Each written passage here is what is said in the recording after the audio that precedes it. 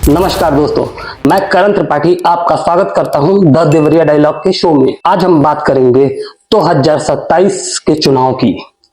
उत्तर प्रदेश में चुनावी रणनीति बननी तैयार हो गई है भारतीय जनता पार्टी की।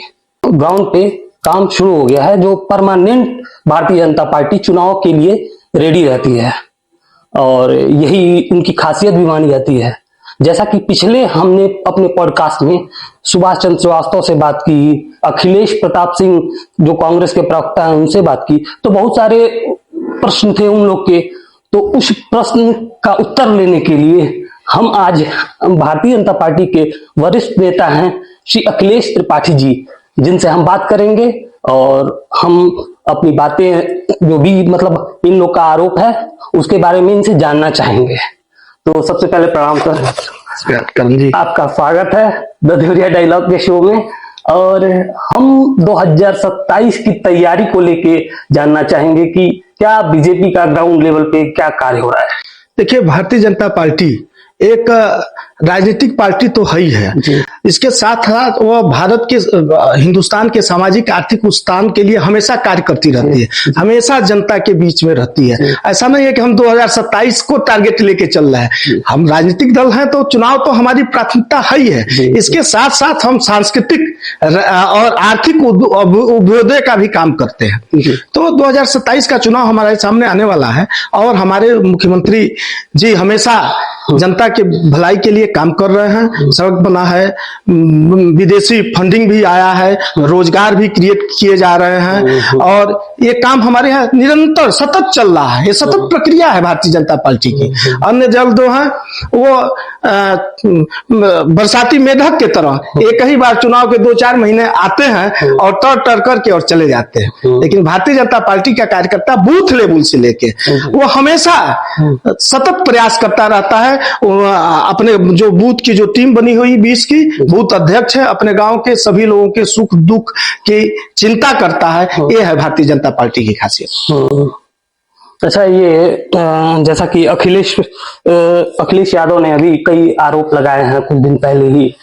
एक तो ब्राह्मण वाला मैटर हुआ, उसका कोडिंग कप सिर्फ हुआ, तो वो लगातार कुछ प्रश्न दागते रह रहे हैं भारतीय जनता पार्टी पे। तो इसके लिए आपकी क्या तैयारी है? देखिए, मैं ये कहना चाहता हूं, अखिलेश यादव जी पहले अपनी सरकार को देखें। उनके सरकार में क्या उत्तर प्रदेश में चल रहा था। उत्तर प्रदेश, हमारे माननीय मुख्यमंत्री जी कहते हैं कि उस बीमारू प्रदेश था। बीमारू प्रदेश से उन्होंने आज उत्तर प्रदेश को एक सबल प्रदेश बना दिया। पहले उत्तर प्रदेश भारत के सबसे निचले स्तर पर गिना जाता था। आज उत्तर प्रदेश गुजरात के बाद दूसरे नंबर पे आ खड़ा हुआ है। वह हर क्षेत्र में प्रगति किया है। यहाँ पे उद्योग धंधे लगे हैं, यहाँ की सड़कें बनी हैं, यहाँ के लोगों का जीवन स्तर ऊंचा हुआ है। ये सारा काम हमारी सरकार जब से आई है, आज 9 साल, 8-8.5-9 साल की सरकार में जितना उत्तर प्रदेश विकास किया है, शायद अखिलेश यादव जी इस बात को याद करें कि उनके जो सरकार थी तो उस समय क्या स्थितियां थी। उस समय रंगदारी हुआ करता था, गुंडा टैक्स लगता था, अपहरण उद्योग चलता था। उनके लोग जो है वो थाने से अपराधियों को खींच के लेके चले जाते थे। वो अपराधियों की सरकार थी, वो जनता की सरकार नहीं थी। आज हमारी जो सरकार है वो अपराधी या तो जेल में है या उत्तर प्रदेश छोड़ के चले गए हैं, नहीं तो यमराज के पास चले गए हैं। ये अंतर है। अच्छा, ये आदित्यनाथ जी पे एक ठाकुरवाद का भी लेबल लगा रहा है, जैसा कि पार्टी और अन्य पार्टी पे बराबर आरोप लगा रही है जातिगत समीकरण में। और राजा भैया और भी लोग हैं जो, तो उन लोग को, धनंजय सिंह को, तो ये लोग सेफ करने का शायद आरोप लगाते हैं। तो इस पे आपकी क्या स्थिति? नहीं, हाँ, हम ये पूछना चाहते हैं कि राजा भैया तो अखिलेश के सरकार में कैबिनेट मिनिस्टर थे जी, तो तब उनको नहीं लगता था कि वो गुंडा हैं। आज वो भारतीय जनता पार्टी के अगर समर्थन दे रहे हैं तो गुंडा हो गए हैं। पहले अपने गिरबान में तो झांक के देखें। कहीं ये कोई आरोप नहीं है। हमारे मुख्यमंत्री जी सबका साथ सबका विकास, जो प्रधानमंत्री जी का हमारा नारा है, उसके साथ चल रहे हैं। हाँ, कोई भी अपराधी है, कोई गुंडा है, वो किसी भी जाति धर्म का हो, उसको छोड़ने वाले नहीं है। बुलडोजर चलेगा। क्या उनके सरकार में आजम खान ने क्या किया था, आज सारा सामने आ रहा है कि नहीं आ रहा है? देखिए उनके सरकार में क्या होता था, इसका प्रत्यक्ष प्रमाण है आपके सामने। अच्छा, 2024 की हम बात करें तो 2024 में थोड़ी स्थिति हुई थी, तो उसका क्या कारण था आपके? देखिए 2024 में गुमराह करने का काम कांग्रेस ने और समाजवादी पार्टी के कार्यकर्ताओं ने और नेताओं ने किया था। उन्होंने खटाखट का नारा दिया था। वो फार्म लेके गांव गांव में उनके कार्यकर्ता पहुंच गए थे कि आप महिलाओं के पास कि आप ये फार्म भर दीजिए, आपको 8,000 रुपये आपके खाते में खटाखट चला आएगा। ये गुमराह करके और वो पैसा दे के वोट खरीदने का उन्होंने जो प्रयास किया था, जो कुकृत्य किया था, उसका थोड़ा सा हमारी जनता जो थी, वोटर जो थे हमारे, थोड़े कुछ बहकावे में आ गए थे, इसलिए स्थिति हुई थी। तो संविधान की भी बात, संविधान बदलने की बात ये सब चीजों को लेके वो संविधान बदलने की बात करके कुछ हमारे अनुसूचित भाइयों को उन्होंने बरगड़ा दिया था, इसलिए थोड़ी सी परिस्थितियां आ गई थी। आज सभी लोग जान गए हैं समाजवादी पार्टी क्या है, कांग्रेस क्या है। राहुल गांधी हमेशा छुट्टी पे रहते हैं, कभी वो स्विट्जरलैंड जाएंगे तो कभी इटली जाएंगे, नानी के पास जाएंगे तो कभी अमेरिका जाएंगे। हमारे प्रधानमंत्री कभी आज तक छुट्टी नहीं लिए हैं, हमारे मुख्यमंत्री कभी छुट्टी नहीं लिए, हमेशा जनता के बीच रहते हैं, जनता की सेवा करते हैं। जी। अच्छा, एक प्रश्न जैसा कि अखिलेश प्रताप सिंह ने भी उठाया और ये सुभाष चंद्र श्रीवास्तव जी ने बताया, देवरिया से जिला अस्पताल क्यों गायब है, क्यों नहीं दिख रहा है जिला अस्पताल? देखिए ये मैं अखिलेश प्रताप सिंह जी और सुभाष लाल जी दोनों लोग बड़े नेता हैं, काफी अनुभवी नेता हैं। देवरिया में मेडिकल कॉलेज खुला, सरकार ने यह पॉलिसी बनाया कि जहां 200 से ऊपर सैया की अगर जिला हॉस्पिटल है तो उसको अपग्रेड करके उसको मेडिकल कॉलेज बनाया जाएगा। इसलिए देवरिया सदर हॉस्पिटल को अपग्रेड करके और मेडिकल कॉलेज बना दिया गया, जो नियमावली के अनुसार था। अब रही बात सदर हॉस्पिटल बनाने के लिए, तो हमारे जनप्रतिनिधि वो सांसद जी हों, विधायक जी हों या मंत्री हो, जो भी देवरिया के जनप्रतिनिधि, ये लगे हुए हैं कि यहाँ सदर हॉस्पिटल बन जाए। इसके लिए कई जगह जमीन देखी भी जा रही है और आने वाले समय में सदर हॉस्पिटल भी देवरिया को मिल जाएगा। अच्छा, अब आज के समय में हम देखें कि देवरिया में क्या आपके नजर से क्या आवश्यकता दिखती है, क्या होना चाहिए देवरिया में? देखिए विकास तो सतत प्रक्रिया है। आज जितना है आदमी संतुष्ट नहीं होता है, आवश्यकताएं तो बढ़ती रहती है।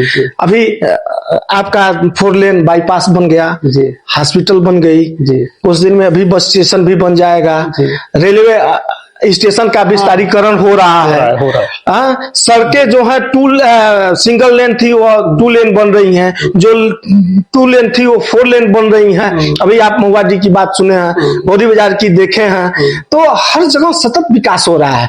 इतना विकास किसी भी सरकार में नहीं हुआ है। आप उठा के देख लें, कांग्रेस से लेके और समाजवादी पार्टी तक जो विकास की प्रक्रिया शुरू हुई है, उद्योग धंधे भी लग रहे हैं। इंडस्ट्रियल एरिया में देखिए हजारों लोगों को नौकरी मिली, जो वो शराब फैक्ट्री लगी है। और भी पहले सपा के सरकार में वहां पर मात्र 15 उद्योग धंधे चलते थे, आज करीब 300 से ऊपर फैक्ट्रियां उद्योग धंधे चल रहे हैं उत्तर प्रदेश, देवरिया जिले में। तो विकास चलता रहेगा और आवश्यकताएं तो बढ़ती रहती हैं और होना ही भी चाहिए। एक प्रश्न और था, जैसा कि उन लोग का था जवाब, बैतालपुर चीनी मिल को, चूंकि आप उसी क्षेत्र से आते हैं, बैतालपुर क्षेत्र से आते हैं, तो बैतालपुर चीनी मिल का क्या मतलब? देखिए बैतालपुर चीनी मिल ये बंद कब हुआ? बंद हुआ माननीय मुलायम सिंह जी की सरकार थी, उसी समय बंद हुआ मिल। और माननीय मायावती जी जब चीफ मिनिस्टर थी तो उत्तर प्रदेश की, हमको लगता है कि शायद आंकड़ा हम याद नहीं है, 35 या 40 चीनी मिलें थी जो उन्होंने बेच दिया। किसको बेचा? एक उन्हीं के उन्हीं के पार्टी के एमएलसी थे, नाम तो नहीं याद आ रहा है, बरेली के क्या नाम है उनका, नाम नहीं याद आ रहा है। वो पार्टी की बसपा भाजपा के ही एमएलसी थे, उनको भेज दिया गया। जी, जी। बैतालपुर भी बेचा गया, गौरी बाजार भी बेचा गया, भटनी भी बेचा गया, देवरिया भी बेचा गया। गौरी बाजार तो खैर केंद्र सरकार की, वो तो कपड़ा मंत्रालय की थी। जो निगम, उत्तर प्रदेश निगम की जो चीनी मिलें थी सारी बेच दी गई थी, जिसमें बैतालपुर चीनी मिल के लिए एक शर्त रखा गया था उसमें, कि शर्त ये थी कि आपको चीनी मिल चलाना है, अगर नहीं आप चलाते हैं तो 6 महीने बाद ये एग्रीमेंट जो है वो समाप्त हो जाएगा। बाकी में एक टर्म ऑफ कंडीशन नहीं था। इसके लिए जब हमारी सरकार, योगी जी की सरकार बनी, माननीय मुख्यमंत्री जी 2 बार यहाँ देवरिया में आके इस बात को घोषणा कर चुके हैं कि बैतालपुर चीनी मिल चलेगी। चीनी मिल नहीं, चीनी कम्प्लेक्स बनेगा, शुगर कम्प्लेक्स बनेगा। शुगर कम्प्लेक्स में चीनी मिल होता है, पेपर मिल होती है, डिस्टिलरी होती है, और क्या नाम है कि कागज मिल होता है। उसमें 4-5 उद्योग धंधे होते हैं, तो उसको चलाने की बात उन्होंने किया है। लेकिन उस पे सुप्रीम कोर्ट में एक मुकदमा चल रहा है। जब तक वो डिसाइड नहीं हो जाएगा तब तक वो चलाना थोड़ा सा मुश्किल है, क्योंकि विपक्षी जो मिल खरीदा है वो मुकदमा किया हुआ है। वो यहाँ से उत्तर प्रदेश छोड़ के भाग भी गया है। मुझे जहां तक जानकारी है कि वो दुबई में रह रहा है, और इसीलिए उसमें थोड़ा सा विलंब हो रहा है। लेकिन निश्चित ही भाजपा की सरकार में बैतालपुर चीनी मिल चलेगी। बैतालपुर चीनी मिल चलने से यहाँ के किसानों में खुशहाली आएगी और लोगों को भी रोजगार मिलेगा। अच्छा, काफी बाकी से आपने पूरे सवालों का जवाब दिया। अब हम अंतिम एक चाहेंगे कि युवाओं को क्या संदेश देंगे आप? जैसे आजकल का युवा है, बराबर आरोप लगता है रोजगार की जो समस्या है। नया वर्ष भी आ गया है, तो नए वर्ष में युवाओं के लिए आपका क्या? देखिए, युवा जो होते हैं वो देश के जो होते हैं आन बान सम्मान होते हैं जी। जिस ओर जवानी चलती है उस ओर जमाना बदलता है, ये बहुत पहले से हम लोग कहते हैं। मैं भी युवा मोर्चा में काम किया हूं, इसलिए युवाओं की जो कार्य करने की क्षमता होती है उस क्षमता का भारतीय जनता पार्टी पूरा सदुपयोग करना चाहती है। भारतीय जनता पार्टी युवाओं के लिए एक विजन लेके आई है। उनको स्वरोजगार की बात चल रही है, उनको क्या नाम है कि रोजगार की बात चल रही है। हमारे मुख्यमंत्री जी विदेशी निवेश भी यहाँ ला रहे हैं, देश के भी पूंजीपतियों से आग्रह कर रहे हैं कि यहाँ पे आवे और फैक्ट्री लगे। जैसे बहुत सारे कॉरिडोर बनाए जा रहे हैं, जैसे पूर्वांचल में गीडा है, गोरखपुर गीडा है, यहाँ बहुत सारे उद्योग धंधे लगे हैं। इसके अलावा बुंदेलखंड में वहां पे क्या नाम है कि सेना के लिए वहां पे औजार बनाने के लिए फैक्ट्रियां लगी हैं। जहां पे पर्यटन का, जैसे वाराणसी हो गया, क्या नाम है, इलाहाबाद हो गया, क्या नाम है कि आपका गाजियाबाद हो गया, उधर जो भी पर्यटन के स्थल हो सकते हैं उनको विकास किया जा रहा है। तो हमारी सरकार का मंशा है कि कोई भी युवा वह स्वरोजगार करे, या हमारे यहाँ हमारी सरकार का यह है कि उनको ज्यादा से ज्यादा प्रौद्योगिकी शिक्षा दिया जाए, रोजगार परक शिक्षा दिया जाए, और गांव का पलायन रुके, गांव में ही उनको स्वरोजगार मिले, और वो अपने गांव में रह के अपनी संस्कृति और सभ्यता को बचाते हुए उत्तर प्रदेश को शिखर पर पहुंचाने का काम करें। पीएमजीएसवाई है, उत्तर प्रदेश मुख्यमंत्री कोटे से है, बहुत सारी सुविधाएं युवाओं को मिल रही हैं। यह थोड़ी सी आप लोगों की भी ये जिम्मेदारी है कि उत्तर प्रदेश सरकार की जो भी योजनाएं हैं युवाओं के लिए, इसका प्रचार प्रसार हो, उनको जानकारी हो और इसका लाभ उठाएं। यही मैं आपसे कहना चाहता हूं। आपसे भी, आप मीडिया भाई लोगों को भी एक ये जिम्मेदारी है। बिल्कुल बिल्कुल जी। काफी बाकी से आपने सारे प्रश्नों का उत्तर दिया। जैसे कि अन्य पार्टियों का प्रश्न पूछे जा रहे थे, तो शायद वो अब संतुष्ट हो गए होंगे, और आगे हम अगले विषय पे बात करेंगे अगले एपिसोड में नए विषय के साथ। तब तक के लिए नमस्कार।